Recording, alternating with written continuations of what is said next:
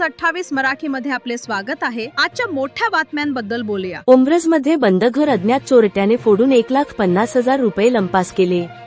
Umbraj police चोरट्याचा शोध घेत आहेत।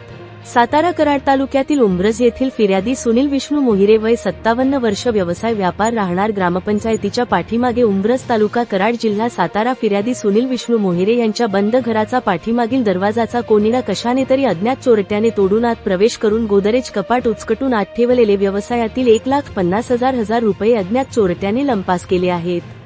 याची फिर्याद सुनील विष्णू मोहिरे यांनी उंब्रज पोलीस स्टेशनला दिली आहे। सदरची घटना 2 जुलै 2026 रोजी दुपारी 02 ते दिनांक 3 जुलै 2026 चे मध्यरात्री दुपारचे 12:15 दरम्यान घडली आहे।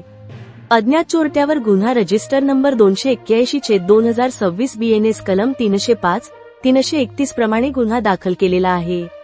पुढील तपास उंब्रज पोलीस स्टेशनचे अंमलदार सहाय्यक फौजदार रसाळ करत आहेत। तरी नागरिकांनी परगावी जात असताना मौल्यवान वस्तू किंवा पैसे सुरक्षित ठिकाणी ठेवूनच जावे व प्रशासनाला सहकार्य करावे व सतर्क राहावे, असा इशारा उंब्रज पोलीस स्टेशनचे API पंकज पवार साहेब यांनी केला आहे।